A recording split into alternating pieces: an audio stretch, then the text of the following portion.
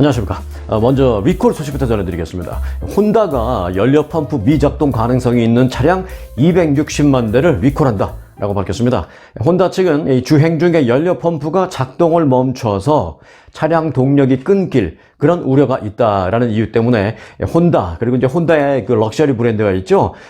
그 도요타의 럭셔리 브랜드는 렉서스인 것처럼 혼다의 럭셔리 브랜드는 아큐라잖아요. 그래서 이제 혼다와 그리고 럭셔리 브랜드 아큐라 차량 모두 260만 대를 리콜한다고 밝혔습니다. 리콜 대상 차량은 2018, 19, 20 이 모델 어코드하고 어코드 하이브리드, 또 시빅, 또 CR-V, HR-V, 오디세이, 요건 벤이죠. 그리고 이제 파일럿 등등입니다. 대부분이 우리 한인분들이 많이 타는 그런 종류의 차들이 거의 해당이 되죠, 여기. 자, 그리고 아큐라의 모델은 역시 2018, 18, 19, 20 MDX 그리고 ILX 등입니다. 혼다는 혼다와 아큐라 그 딜러십에서 문제의 연료 펌프를 무상으로 교체해 주겠다라고 밝혔습니다. 해당 차량을 보유한 차주에게는 그 리콜 안내서를 보낼 텐데 내년 2월부터 직접 이제 안내서를 발송할 예정이다라고 밝혔습니다. 하지만 이미 리콜은 공식적으로는 시작됐으니까 지금 이후에 아무 때나 이 모델 갖고 계신 분들은 딜러에 가시면 바로 무상 교환을 받을 수 있습니다. 한편 혼다는 지난 2년 전에도요, 2021년도였죠. 그때도 그 똑같은 문제로 인해서 62만 대 리콜을 발표한 바 있는데 이번에 또 모델은 다르지만 또 똑같은 문제로 리콜이 이루어지게 됐습니다. 그런가 하면 이 먹거리도 리콜이 있습니다. TGI Friday. 요게 이제 뭐 미국에서는 유명한 그 하나의 말이잖아요. Thank God it's Friday.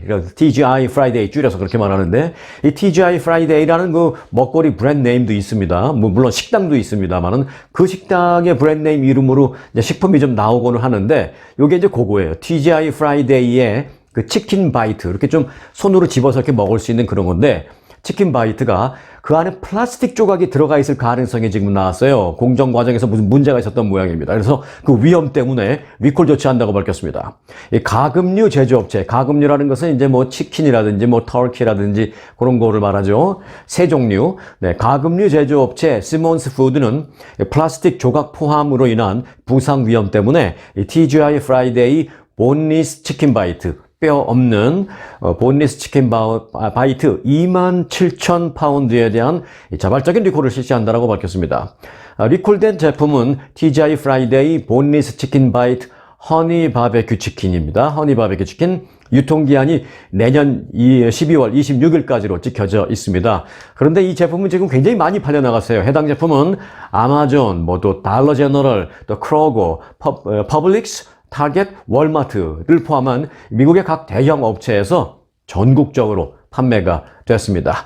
이 사신 분들은 가서 다 무상 교환 받으시고요. 그리고 혹시 주말에 가서 이런 치킨 종류를 좀 사시려고 생각하신다면 이 TGI 프라이데이 브랜드로 나온 치킨 제품은 당분간은 구입하지 마시기 바라겠습니다. 시카고시의 불법 입국자 문제가 새로운 국면을 맞았습니다. 이게 아주 갈수록 양상이 뜨거워지는 그런 대결 양상으로 가는데 그런 걸 뭐라 그래요?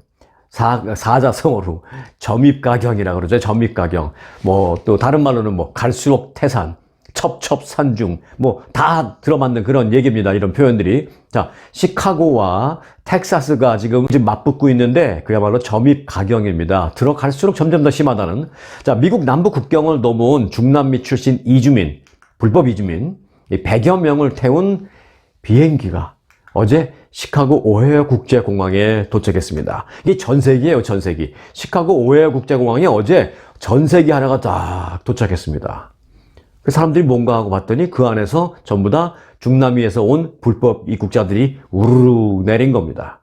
시카고시가 텍사스를 비롯한 남부 국경지대에서 불법 입국자들을 실어보내는 그 전세 버스를 단속을 하기 시작하자 텍사스주에서 버스 대신 아예 그냥 비행기로 불법 입국자들을 시카고로 보내버린 겁니다. 텍사스주의 그렉 에버트 주지사는 성역 도시를 표방하는 이 시카고가 우리의 불체자 버스 이송을 방해하고 있기 때문에 텍사스는 이제부터 항공편 이송, 즉 비행기를 통해서 이들을 다 이송해버리겠다라고 밝혔습니다. 말이 좋아서 항공편 이송, 말이 좋아서 전세기 이송이지 이거 그냥 비행기 다 때려 싣고 다른 지역에 갖다 이게 한국말로 번역하면 좀 오해하실 수가 있는데, 미국에서는 이런 경우에 그냥 덤핑한다 그래, 덤핑한다고. 예. 한국말로 이거를 번역해서 갖다 버려. 이거는 사람을 상대로는 너무 심한 말이지만, 미국 사람들은 그런 식으로도 표현을 합니다.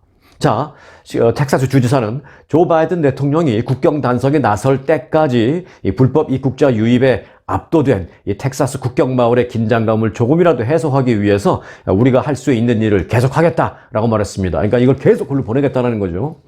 그렉 에버트 텍사스 주지사는 이 바이든 행정부의 실패한 국경 정책으로 인해서 중남미 출신 불법 이민자가 감당할 수 없을 정도로 텍사스에 늘어났다라면서 작년 4월부터 이들을 버스에 태워서 성역 도시를 자처하는 북부 일부 도시들로 분산해서 보내기로 했다라고 말했습니다. 예를 들면 이제 워싱턴 DC 같은 데도 성역 도시를 표방했죠. 우리 도시는 불체자를 알아도 강제 추방하지 않습니다라고 해서 sanctuary city라고 하죠. 피난처 도시 이렇게 성역까지는 너무했나요? 네, 피난처 도시. 이제 예를 들어서 이제 워싱턴 DC 그리고 뉴욕 그리고 또 대표적인 게 시카고입니다. 그래서 텍사스 주지사가 텍사스에 몰려드는 그 많은 불법 입국자들을 다 모았다가 버스를 태워서 계속 시카고로 보냈었거든요. 자, 그렉 에버트 주지사가 이 버스에 태워서 이 성역 도시들, 피난처 도시들로 보낸 그 불법 입국자 수는 지금까지 8만 명이 넘을 것으로 보입니다. 어마어마하죠. 그리고 이제 그 중에 시카고로는 2만 6천 명 정도가 이송이 된 것으로 알려졌습니다. 자, 그러자 시카고는 시카고대로 이제 죽을 맛입니다. 시카고시는 올해 초에 수용 한계를 넘어섰다! 라면서 한계를 선언하고요. 이 에버트 주지사에게 제발 그만 보내달라고 이송 중단을 요청했습니다. 제발 그만 보내달라, 보내지 말아달라고 했습니다만은 텍사스에서는 아니, 무슨 소리 하는 거냐, 니네들. 너희는 그 불체자들을 다 수용하고, 보호해준다. 우리는 강제 출국시키지 않는다. 이렇게 하면서 피난처 도시, 소위 말하는 sanctuary city라고 선언하지 않았느냐. 그래서 너희들한테 보내는 건데, 인제 와서 무슨 소리야. 잔말 말고 계속 받기나 해. 이런 식으로 돼버린 거죠.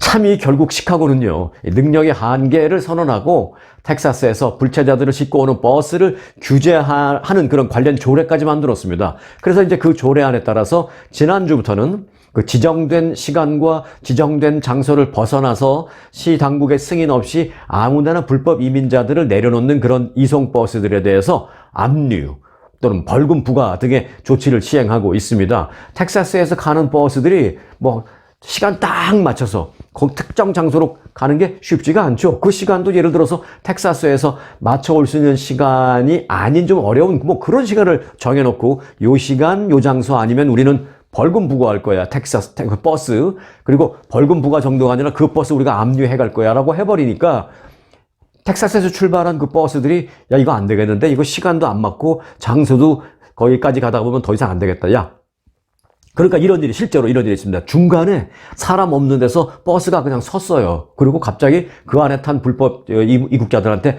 다 다 내려버린 겁니다. 그리고 버스는 그냥 휙 가버렸어요, 텍사스로. 이런 일이 발생되니까 시카고는 또 이것도 문제인 거죠.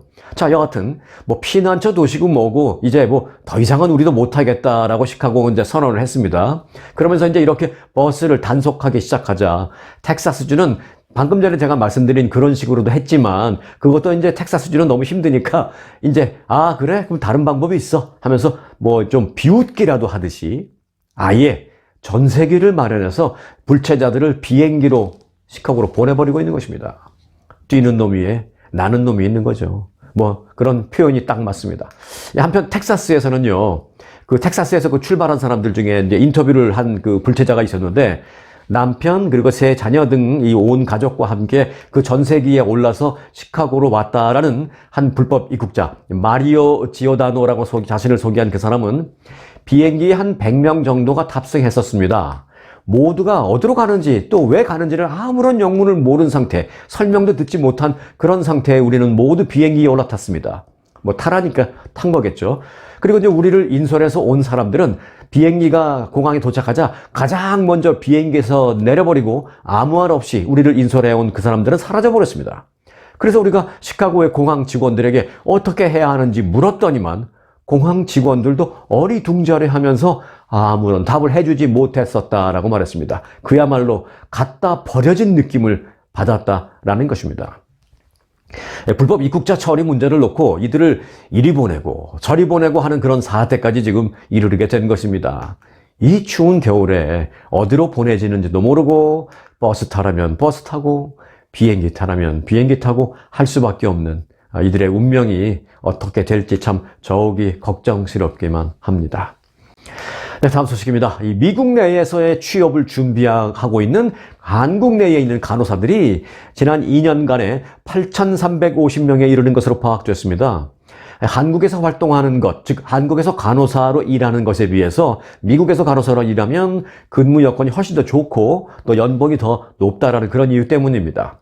한국의 보건복지부에 따르면 이 NCLEX 준비, 이 NCLEX라는 게 한국에 있는 간호사가 간호 자격증을 갖고 미국에서 간호사 시험도 응시할 수 있는 그런 자격, 또 취업도 응시할 수 있는 그런 자격을 신청하는 게 이제 NCLEX 준비인데, 그 준비를 위해서 보건복지부에 간호사 자격 영문 증명서를 발급해 주세요 라고 영문 증명서 발급 등을 신청한 건수가 올해 1월 1일부터 이달 20일까지 아직 1년은 채 안 됐습니다만은 3,907명으로 집계됐습니다.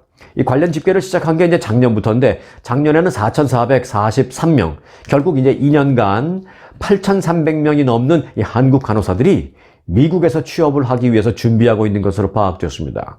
이 한국 간호사가 고국을 떠나는 이유로는요, 열악한 근무 조건이나 낮은 처우 등이 원인으로 지목되고 있다고 합니다.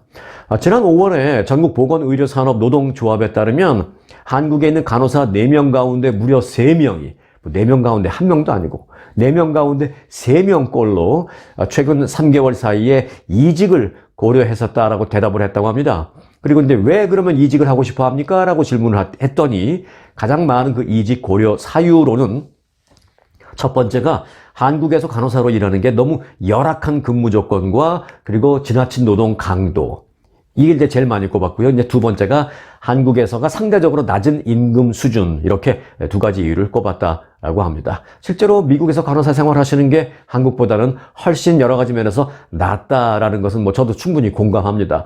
그리고 한국도 물론 그렇겠습니다만 특히 이제 미국에서는 본인이 시간을 좀 조정하면서 할 수 있는 게 또 간호사 직업이잖아요.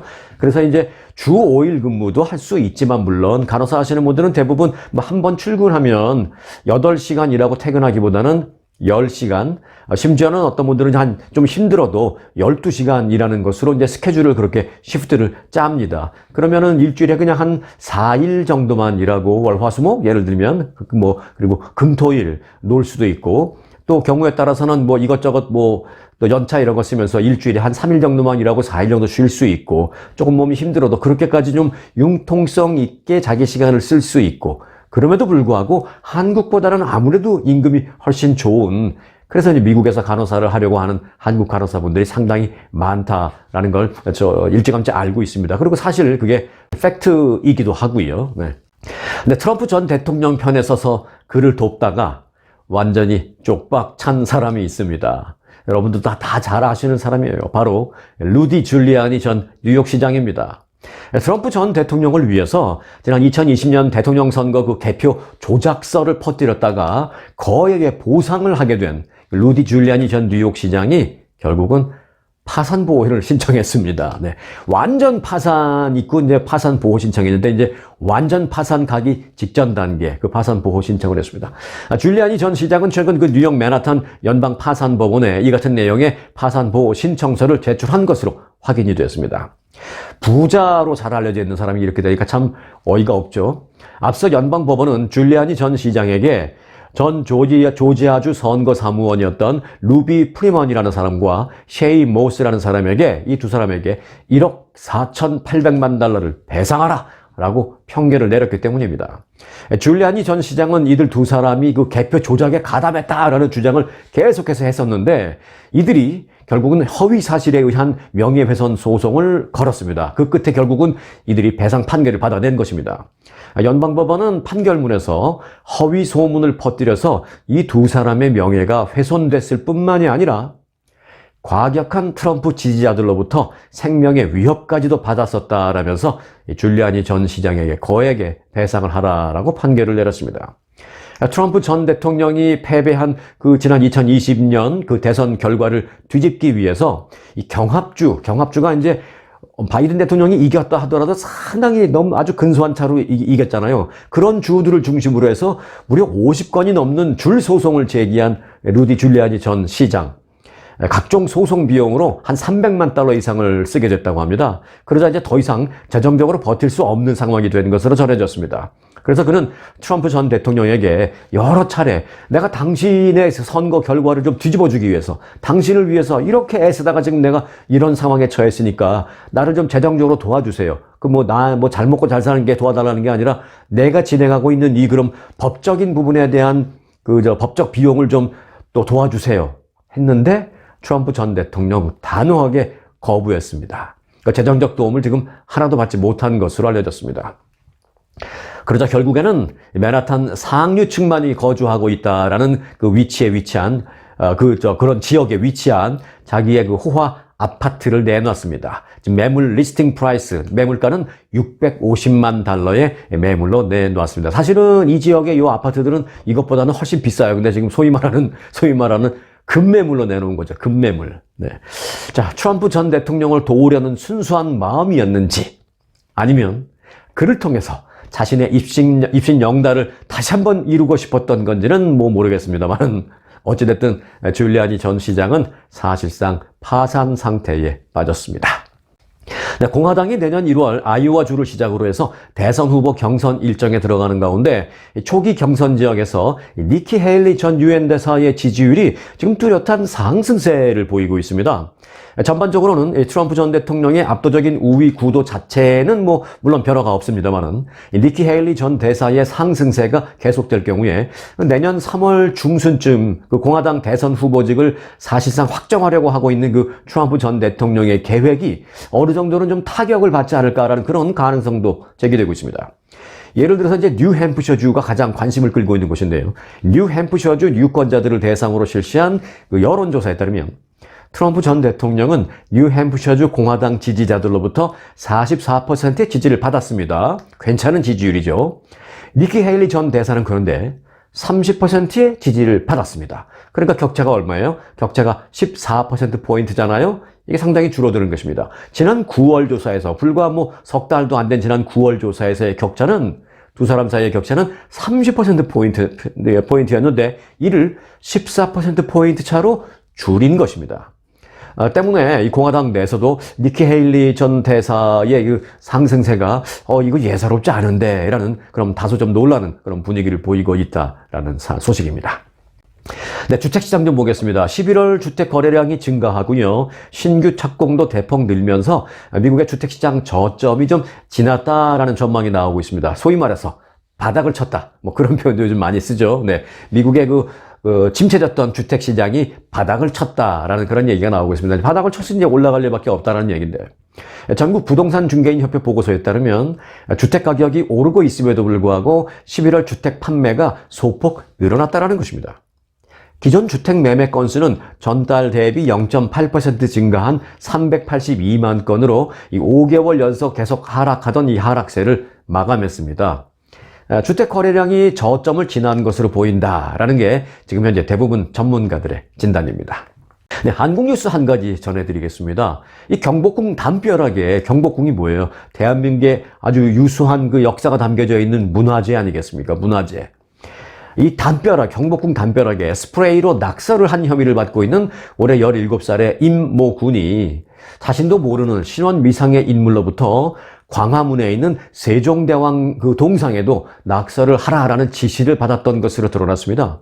경찰에 따르면 임 군은 그 텔레그램 단체방에서 일하실 분에게 300만 원을 드리겠습니다 라는 글을 보고 연락을 했습니다. 300만 원을 주신다 그랬어요? 무슨 일을 하는데요? 시키시면 제가 잘 하겠습니다 라고 이제 연락을 한 거죠. 그랬더니 그쪽에서 자신을 그 이 팀장이라고 소개했다라는 그 A씨의 지시를 받았다는 겁니다. 그 A씨는 지난 16일 새벽 1시 임군이 사는 경기도 수원에서 출발해서 새벽 2시부터 그 경복궁 등에 가서 스프레이로 낙서를 하라면서 구체적인 이동 동선도 가르쳐줬고 어떻게 가라. 그리고 낙서는 어느 담벼락 어느 쪽에다가 하라라고 아주 구체적으로 지시를 했다는 것입니다.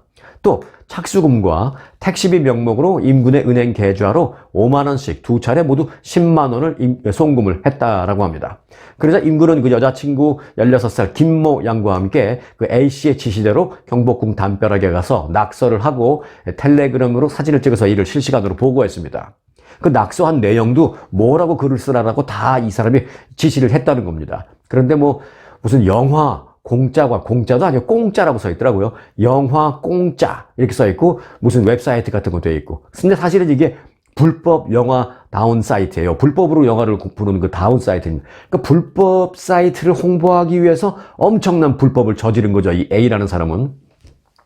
자, 그리고 임군이 결국 경복궁에 가서 낙서를 한 걸 인증샷을 보내자 A씨는 이어서 광화문 광장에 있는 세종대왕 동상에도 가서 낙서를 하라라고 지시를 했다고 합니다. 그러자 임군은 거긴 가보니까 경비가 너무 삼엄해서 도저히 할 수가 없습니다 라면서 지시를 따르지 않았다고 합니다. 다행이죠. 임군은 이후에 또 A씨가 그러면 새로운 지시를 내렸다고 해요. 그래? 그러면 다른 걸 지시해 줄게 라고 하면서 서울 경찰청에 가서 경찰청 외벽에 가서 낙서를 해라 라고 지시를 했다고 합니다. 그래서 결국 경찰청 외벽에 이 임군은 가서 낙서를 했습니다. 그리고 범행 인증 사진까지 찍어서 텔레그램으로 A씨에게 보냈습니다. A씨는 잘했어 하면서 내가 그러면은 너한테 그 보상을 해줘야 되니까 수원 어딘가에 가면 그 어딘가에 내가 550만 원을 숨겨 놓을 테니까 가지고 가라, 수고해라 라고 말을 했다고 합니다. 그런데 가보니 실제 돈은 없었다라고 합니다. 불법을 알리기 위해서 불법적인 행동을 했고 불법적인 지시를 했고 또 돈도 주지도 않고 계속 거짓말 사기 완전히 불법으로 얼룩져 있네요. 이 A씨라는 사람은. 또 이제 경찰이 수사한다라는 언론 보도가 나가기 시작하자 그 A씨는 임군에게 연락해서 빨리 도망 다녀라 라는 메시지를 또 보낸 것으로 알려졌습니다. 그 임군이라도 좀 일찍 잡지 못했다면 하마터면 세종대왕님 동상에도 이 스프레이 낙서가 될 뻔했습니다. 이 아무리 나이가 어려도요, 정말 이 친구 생각이 있는 건지 없는 건지 참 안타깝습니다. 그거 이제 문화재 경복궁 외벽 그 담에 그 스프레이로 한 낙서가요, 그냥 뭐 대충 가서 뭐 물수건 같은 걸로 한다고 닦아지는 게 아니랍니다, 이거. 잘못 닦으면 벽이 상할 수도 있고 그러기 때문에 굉장히 촘촘히 레이저 같은 기술도 이용해서 레이저도 이용하고 각종 첨단 기술을 이용해서 굉장히 천천히 해야 되는데 이게 지금 아시다시피 한국이 지금 강추위 아닙니까? 너무 추우니까 이 일꾼들이 오래 일을 하지도 못해요. 조금 하다 가서 쉬어야 되고 조금 하다 가서 쉬어야 되고. 그런데 이 상황을 보고 전문가들은 뭐라 그러냐, 저렇게 천천히 진행되다 보면 결국은 벽이 상할 것이다. 이 낙서로 스프레이 낙서되어 있는 그게 안으로 자꾸 들어가서 문제가 생길 것이다. 뭐 그래서 일을 빨리 못하는 일꾼들을 뭐라 그런 게 아니라, 그래서 이게 여름에나 이랬을 때 만약에 있었으면 더 빨리 조치를 취했을 텐데 정말 이 추운 겨울에 저런 짓을 해놔서 일꾼은 일꾼대로 고생, 국민은 국민대로 걱정, 그리고 경복궁 담벽은 담벽대로 지금 훼손이 될 가능성이 매우 높은 그런 상황이다라면서 전문가들이 매우 걱정하고 안타까워하고 있는 그런 상황입니다. 참 답답한 소식 전해드렸습니다. 자, 오랜만에 우크라이나로 잠깐만 가보겠습니다. 러시아와 전쟁 중인 우크라이나가 현재 해외에 체류하고 있는 자국 남성을 내년부터 징집하겠다라고 밝혔습니다. 우크라이나 국방장관은 내년에 유럽 등지에 체류 중에 있는 25세에서 60세 사이의 우크라이나 남성에게 군 징병소에 가서 현재 자신의 위치를 신고하라라는 강령을 내릴 것이다라고 밝혔습니다. 그는 만일 이 요청에 응하지 않는 우크라이나 남성이 있다면 처벌할 것이다 라면서 자발적으로 오지 않을 경우에 어떻게 해야 할지 현재 그 법령을 협의 중에 있다라고 말했습니다. 우크라이나는요, 그 전쟁 장기화에 대비해서 지금 45만에서 무려 50만 명의 추가 병력을 동원하겠다라는 계획을 세워놓고 있다고 합니다. 그런데 우크라이나는 전쟁 발발 직후 그 우크라이나 당국은 이제 총동원령을 발령해서 성인 남성의 출국을 금지했었거든요. 그런데 그럼에도 불구하고 일부 우크라이나 남성들이 이를 어기고 해외로 대거 빠져나간 게 현실입니다. 유럽연합에 따르면 징집 대상 연령의 그 우크라이나 남성 65만 명이, 무려 65만 명이 EU와 스위스, 리텐슈타인, 노르웨이 등지로 도망가서 거기서 살고 있는 것으로 알려졌습니다. 또 독일에 거주하고 있는 18세에서 60세 사이의 그 우크라이나 남성들만 조사를 해봤더니 20만 명이 넘는 것으로 알려졌습니다. 자, 수십만 명 유럽 등지에 빠져나가 있는 이 우크라이나 남성들 과연 자진해서 징집에 응할지 주목되고 있는 상황입니다. 네, 이어서 보너스 뉴스 전해드리겠습니다. 오늘 보너스 뉴스의 제목은 아주 단순합니다. 행복하려면 무조건 잘 자라 입니다. 자, 수면 부족은 단순히 신체적인 피로감을 높이는 것뿐만 아니라 정서 기능을 떨어뜨리고 또 긍정적인 기분을 감소시키며 불안 증상은 증가시킬 수 있다라는 연구 결과가 나왔습니다. 이건 뭐 사실 연구 결과가 아니더라도 누구든지 우리는 본능적으로 느끼고 있는 것이긴 하지만 그거를 뭐 나름대로 과학적으로 체계적으로 연구해서 결과가 나온 것은 또 이례적이라는 것이죠. 자, 몬태나 주립대학 카라 팔머 박사팀은 미국 심리학계 학술지에 발표한 보고서에서 지난 50여 년간, 참 미국은 이런 거 보면 참 통이 크다라는 생각도 해요.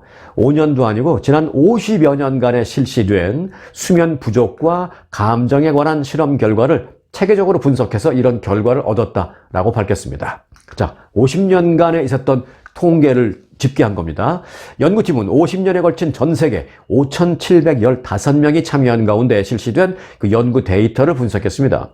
분석 대상 연구는 참가자들이 하루 이상 정상적인 수면을 취하지 못하게 하고 그 영향을 측정하는 실험을 한 것입니다. 자, 이 실험에서 그 정상적인 수면 말고 비정상적인 조금은 좀 정상적이지 못한 수면을 강제로 했는데 이제 세 가지의 다른 패턴으로 참가자들의 수면을 다르게 조정했습니다. 자, 먼저 첫 번째, 장시간 깨어 있게 하기. 요거 이제 장시간 각성 상태라고 전문 용어는 그렇게 합니다. 그리고 두 번째, 일반적인 수면 시간보다 짧게 재우기. 이건 수면 시간 단축이고요. 그리고 세 번째, 밤새 주기적으로 자꾸 깨우기, 자는 걸 깨우고 이렇게 하기. 이건 이제 야간 각성 상태 만들기. 세 가지라 그러는데 이게 여러분들은 이 세 가지 중에 어떤 게 제일 짜증 날 것 같아요?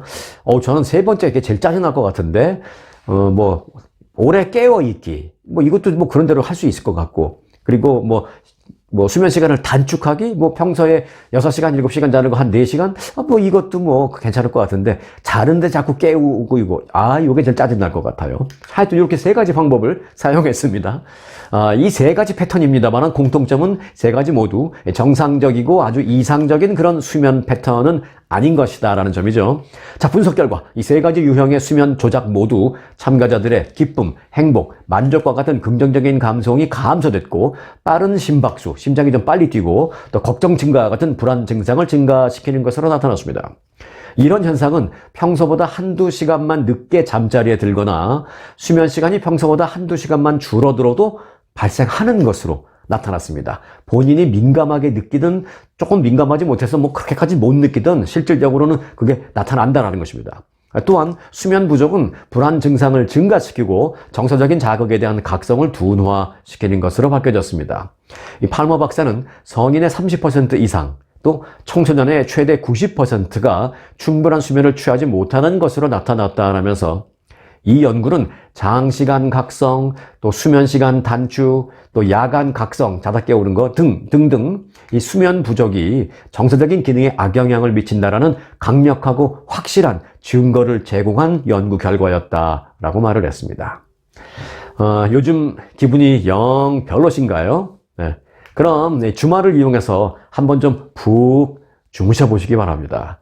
혹시 주중에 수면 패턴이 좀 원활하지 않아서 기분이 좀 꿀꿀하실 수도 있으니까 주말을 이용해서 한번 좀 푹 주무시기 바라겠습니다. 자, 내일 영상, 그리고 내일 영상을 좀 제가 이 시간 미리 예고를 해 드리려고 합니다. 요즘 한국에서는요, 백두산 화산이 2025년, 2025년이라 봐야 뭐 며칠 있으면 2024년이니까 1년 정도밖에 남지 않았죠? 1년 조금 더 남았죠. 2025년에 백두산 화산이 대폭발을 한다라는 소위 백두산 폭발 100주년 주기설이 온통 인터넷을 달구고 있습니다. 유튜브에서 백두산 화산 폭발이라고 검색어를 치면 수십 개의 관련 동영상이 끝도 없이 뜨고 있습니다. 그런데 과연 진실은 무엇인지 내일 여러분들과 함께 알아보고요. 또 사실 지금 백두산이 문제가 아니라 이 미국의 옐로우스톤, 이게 진짜 문제입니다. 만일 옐로스톤이 대규모 분출을 시작한다면 미국의 3분의 2가 초토화되는 등 사실상 인류 최후의 날이 될 수도 있다는 분석까지도 나오고 있습니다. 근데 옐로스톤에 지금 무슨 일 있나? 왜 갑자기 옐로스톤 하실 수 있는데? 네, 그것도 제가 내일 말씀드리겠습니다. 그래서요, 요즘 이런 여러 가지 좀 흉흉한 얘기들이 많이 나오고 있어서 실제로 이 탐 크루즈 같은 유명 영화 배우나 마크 저커버그 같은 실리콘밸리의 그 거부들은요, 자신의 집에 지하 벙커를 지어놓고 있거나 또는 현재 어딘가에 짓고 있는 중이라는 것도 사실입니다. 실제로 이 마크 저커버그 같은 사람은 하와이 어디 아주 그 외딴 지역에 호화 벙커를 짓는 중입니다. 땅은 이미 샀어요. 다 샀어요. 지금 건설 중에 있습니다. 그 내일 주말 특집 영상을 통해서 이 지구 최후의 날을 우려하고 있는 그들이 말하는 것은 무엇인지, 또 그들이 걱정하고 있는 것은 무엇인지, 또 학자들이 말하는 것은 무엇인지, 또 걱정을 하고 있는 그들은 또 어떤 준비를 하고 있는지 등등에 대해서 자세하게 전해드리려고 합니다. 자, 내일도 함께 해주시기 바라겠고요. 오늘 영상은 일단 여기서 마치겠습니다. 네, 스토리가 있는 뉴스, 송앵커의 스토리 뉴스 마칩니다.